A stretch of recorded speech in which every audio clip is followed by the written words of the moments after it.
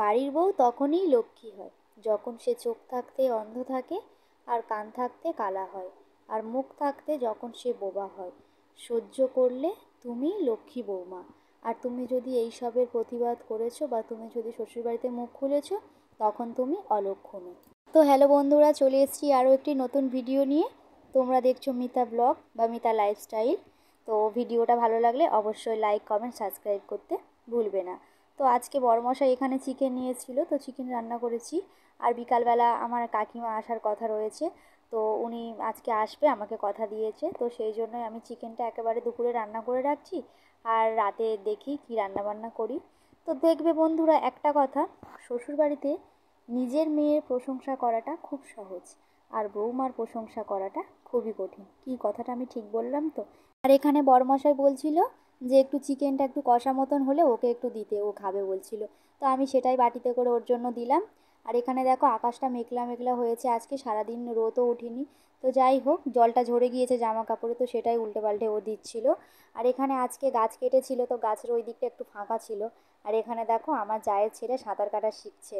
তো আমরা তো গ্রামেগঞ্জে থাকি, আমাদের তো সাঁতার কাটা তো সবাইরই শিখতে হবে, কারণ আমাদের বাড়ির আশেপাশে সবাইরই পুকুর রয়েছে। আর সাঁতার না কাটা জানলে তখন খুব অসুবিধা হয়ে যায়। ছেলেটাও সবে হাঁটা শিখেছে, সেও সারাক্ষণ জলের দিকে চলে আসে। তো সত্যি আমার খুবই ভয় লাগে, ও তো একটু বড় হলেই ওকে সাঁতার কাটা শিখিয়ে দেবো। তো বন্ধুরা দেখো, এই কচু গাছটা কী কচু গাছ তোমরা কি চিনতে পারছো? এটা হচ্ছে মান কচু গাছ। এই কচুগুলো অনেক বড় হয়, আর এইগুলো সবের সাথে খাওয়া যায়, মাছ দিয়ে ঝোল করা যায়, ভাতে দিয়ে খাওয়া যায়, খেতে সত্যি খুবই দুর্দান্ত লাগে। তো তারপরে এখানে দুপুরের খাওয়া দাওয়ায় চলে এসেছিলাম। এই যে তরকারিটা রেডি হয়ে গিয়েছে, আর এখানে ভাতটা দিয়ে মেখে খাচ্ছিলাম। তো সত্যি তরকারিটা খুবই সুন্দর হয়েছিল। তো বর বলছিল তরকারিটা তুমি যখনই রান্না করো চিকেন সত্যি খুবই ভালো হয়। তো যাই হোক, শুনে খুব খুশি হলাম। আর বিকালবেলা একটু একা একা ছাদে বসেছিলাম, ছেলেটা একটু ঘুরতে গিয়েছিল। তো তারপরে কাকিমা আসার কথা আছে, তো দেখি উনি কখন আসে। তো এই যে উনি চলে এসছে, আর ওনাকে একটু চা করে দিয়েছিলাম, একটু মুড়ি দিচ্ছিলাম। আমি বলি তুমি একটু তরকারি দিয়ে মুড়িটা খাও। আর মুড়ি দিয়ে মাংসের তরকারি তোমাদের কার কার ভালো লাগে অবশ্যই কমেন্টে জানাবে। আর এখানে আমার ছেলেটা খুবই বদমাশি করছিল, ওনাকে তো খেতেই দিচ্ছিল না, সারাক্ষণ ওনার কাছ থেকে ওটা কেড়ে নিচ্ছিল থালাটা। তো তারপরে দেখো এখানে লুচি করব, আর আমার ছেলেটা বেলতে শুরু করে দিয়েছিল। এখানে কাকিমা খুব সুন্দর করে ময়দাটা মেখে দিয়েছিল, তো উনি বেলে দিয়েছিল সব কিছু। আর এখানে এই যে বটবটি আলু ভাজা করব আর বেগুন ভাজা করব। তো বন্ধুরা, দুঃখের বিষয় একটাই, আমার বরমশাই কড়াটার যা অবস্থা করেছে, লুচি ভাজতে গিয়ে একদম কড়াটা পুড়িয়ে ছাড়কাট করে দিয়েছে। দেখো, আমি যতবার কড়াটার দিকে দেখছি আমার মনটা খারাপ হয়ে যাচ্ছে। তো সত্যি কড়াটা মাজার সময় আমার যা অবস্থা হবে তো সেটা আমিই জানি একমাত্র। তো এখানে দেখো তারপরে সব কিছু হয়ে গিয়েছিল, এখানে কাকিমাকে একটু খেতে দিয়েছিলাম।